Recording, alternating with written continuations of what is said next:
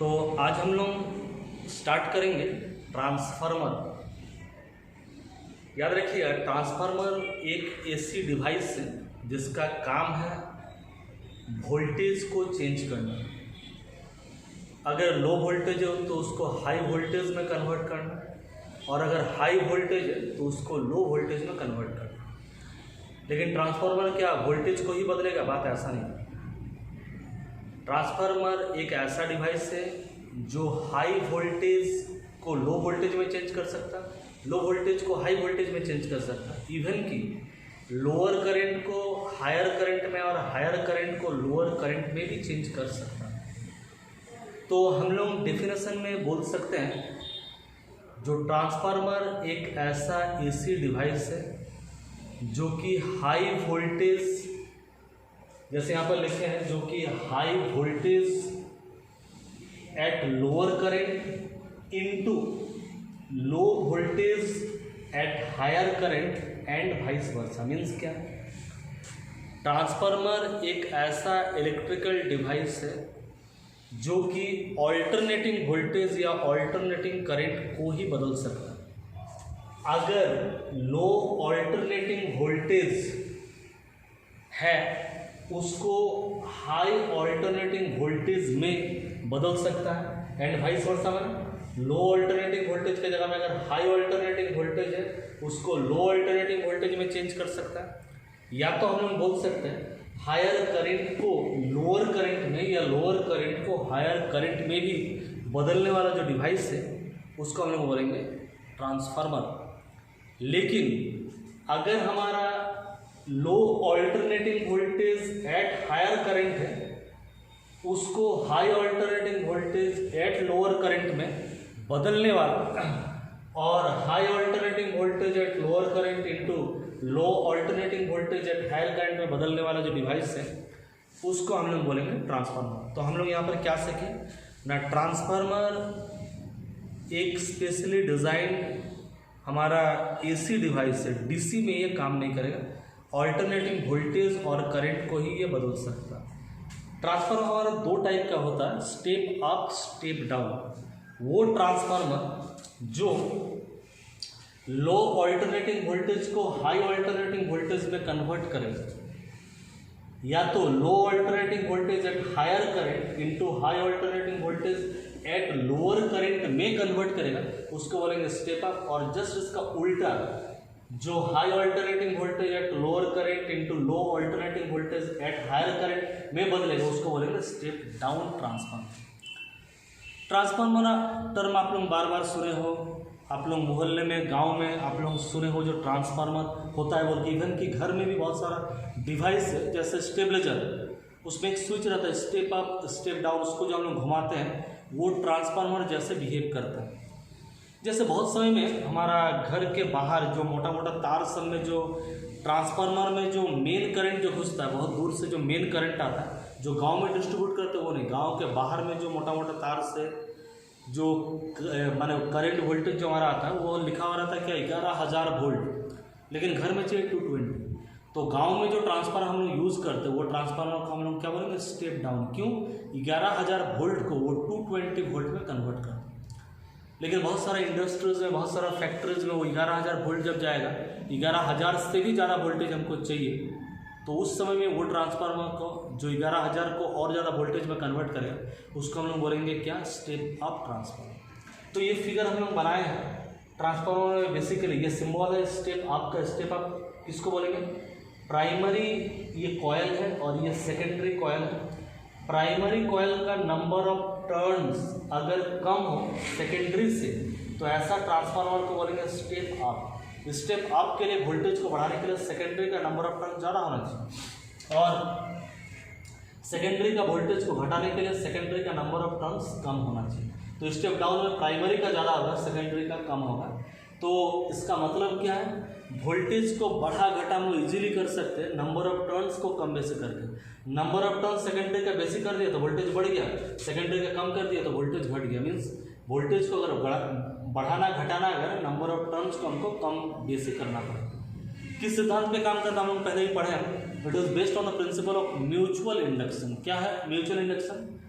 ना जब primary coil में मैग्नेटिक फ्लक्स चेंज होगा, उसका चेंज, मैग्नेटिक फ्लक्स का चेंज अगर सेकेंडरी से लिंक्ड रहेगा हमारा, इसमें हम ऑल्टरनेटिंग करंट दे रहे हैं। ऑल्टरनेटिंग करंट आप लोगों को पहले भी हम बताए हैं, जिसका मैग्नीट्यूड और पोलैरिटी कॉन्टिन्यूसली चेंज हो रहा, मैग्नीट्यूड, और after a fixed interval of time इसका पोलैरिटी बदल रहा। तो अगर ये करंट का मैग्नीट्यूड ज़्यादा कम हो रहा, पोलैरिटी भी कम बेसी बने, पोलैरिटी भी कुछ देर तक पॉजिटिव फिर नेगेटिव हो रहा, तो मैग्नेटिक फ्लक्स क्या होगा, कभी कम रहेगा कभी ज़्यादा रहेगा, कभी कम रहेगा कभी ज़्यादा रहेगा।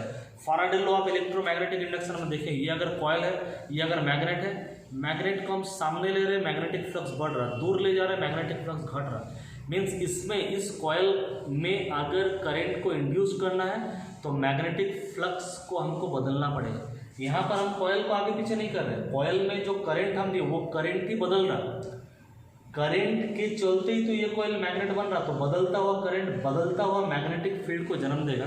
तो इससे जो मैग्नेटिक फील्ड निकलेगा या मैग्नेटिक फ्लक्स इससे जो लिंक होगा वो बदलेगा, और मैग्नेटिक फ्लक्स जब बदलेगा तब इसमें एक ईएमएफ इंड्यूस्ड होगा, और वो जो ईएमएफ जो इंड्यूस्ड होगा वो निर्भर करेगा number of turns in secondary के ऊपर, वो निर्भर करेगा।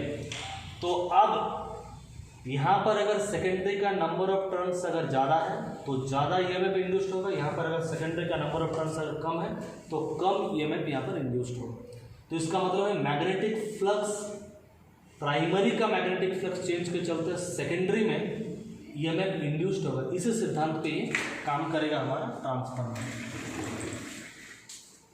कंस्ट्रक्शन जैसे मैंने पहले ही बताया, मेन इसमें एक आयरन कोर रहता है। इस आयरन कोर में हम लोग दो कॉइल, प्राइमरी कॉइल और सेकेंडरी कॉइल को हम लोग ऊंड करते, लपेटते हैं। यह है प्राइमरी कॉइल और यह है सेकेंडरी कॉइल। प्राइमरी कॉइल को हम लोग कनेक्ट करते हैं एसी इनपुट से, इसमें हम एसी देंगे, वही एसी को अगर हमको बढ़ाना है तो स्टेप अप ट्रांसफार्मर चाहिए, वही एसी को अगर हमको घटाना है तो स्टेप डाउन चाहिए। ये जो फिगर हम बनाए हैं, ये फिगर में देखिए प्राइमरी का नंबर ऑफ टर्न्स कम है, सेकेंडरी का ज़्यादा है, तो इसमें जो एसी वोल्टेज, ऑल्टरनेटिंग वोल्टेज हम देंगे वो बढ़ जाएगा। लोड मीन्स यहाँ पर पंखा, बत्ती या जो भी अप्लायंस हमारा वहाँ पर लगाएंगे। तो ये हमारा ट्रांसफार्मर मेनली हम लोग देख रहे हैं, दो कॉइल रहता है। पहला जो एसी के साथ कनेक्ट रहता है उसको प्राइमरी बोलते हैं, लोड के साथ जो कनेक्ट रहता है उसको हम सेकेंडरी बोलते हैं। और आयरन के कोर में ये ऊंड रहता है, और ये जो प्राइमरी और सेकेंडरी कॉइल है, they are electrically insulated from each other. Electrically इन लोगों के बीच में कोई कनेक्शन नहीं। इसमें हम लोग प्राइमरी में जो अल्टरनेटिंग करंट जो हम लोग दे रहे हैं वो बदल रहा, और उसके बदलने के चलते ये जो मैग्नेटिक फ्लक्स, इससे जो मैग्नेटिक लाइन्स ऑफ फोर्स जो निकल रहा है और ये कंटिन्यूसली बदल रहा है, इसके चलते यहाँ पर इंड्यूस्ड हो रहा है ईएमएफ। फैराडे के लॉ के अनुसार हम लोग जानते हैं E इक्वल टू, या तो कैपिटल E बराबर माइनस d∅dt। एक टर्न में कितना ईएमएफ आएगा, तो अगर हम लोग प्राइमरी कॉइल में कितना ईएमएफ आएगा, EP इक्वल टू प्राइमरी का नंबर ऑफ टर्न अगर NP मानेंगे तो EP equal to minus NP d∅dt, और इसके चलते सेकेंडरी में जो आएगा तो ये NS d∅dt। तो ES का मतलब है सेकेंडरी में जो ईएमएफ इंड्यूस्ड हो रहा है, EP का मतलब है प्राइमरी में जो ईएमएफ जो इंड्यूस्ड हो रहा है, NP का मतलब है number of turns in primary, और NS का मतलब है number of turns in secondary. Faraday के लॉ के अनुसार ES बाई EP अगर हम लोग कर दे इक्वेशन 2 और 1 को डिवाइड कर दे तो देखिए ये वाला कैंसिल आउट हो जाए, माइनस माइनस कैंसिल आउट हो जाए, NS बाई NP होगा, उसको हम लोग के बोलते हैं। ES बाई EP बराबर NS by NP equal to K, इसको बोलते हैं ट्रांसफार्मर रेशियो। तो अगर NS का संख्या NP से ज़्यादा रहे, NS का संख्या, ये तो नंबर ऑफ टर्न्स को बोल रहे हैं NS, ये नंबर ऑफ टर्न्स को बोल रहे हैं NP। NS का संख्या अगर NP से ज़्यादा रहे तो क्या होगा, ये मीन्स ये वाला वोल्टेज प्राइमरी वोल्टेज से ज़्यादा होगा, इसको हम क्या बोलेंगे, स्टेप अप ट्रांसफार्मर। और NS अगर NP से ज़्यादा हो, ये अगर 10 हो, ये अगर 5 हो, तो 10/5 बने होगा 2, तो K का वैल्यू क्या होगा, 1 से ज़्यादा होना चाहिए। स्टेप डाउन में जस्ट उसका उल्टा हो जाएगा, NP ज़्यादा होना चाहिए NS से, NP अगर ज़्यादा हो तो EP भी ज़्यादा हो ES से, और इसका ट्रांसफार्मर रेशियो 1 से कम होगा। अब हम लोग बात करते हैं आइडियल ट्रांसफार्मर। वैसे ट्रांसफार्मर को हम लोग आइडियल बोलेंगे जिसमें एनर्जी का लॉस ना हो रहा होगा, पावर का लॉस ना हो रहा होगा, उसको हम लोग बोलेंगे आइडियल ट्रांसफार्मर। तो आइडियल ट्रांसफार्मर में जिसमें कोई एनर्जी का लॉस नहीं हो रहा, पावर का लॉस नहीं हो रहा, तो इनपुट में जो पावर दे रहा है आउटपुट में भी वही मिलेगा।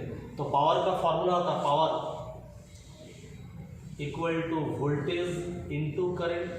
तो output power equal to output voltage माने ES, आउटपुट करंट माने IS, और इनपुट पावर माने इनपुट वोल्टेज माने EP, और इनपुट करंट माने IP। तो आउटपुट पावर बराबर इनपुट पावर माना आउटपुट पावर तो ये वाला है और इनपुट पावर तो ये वाला है।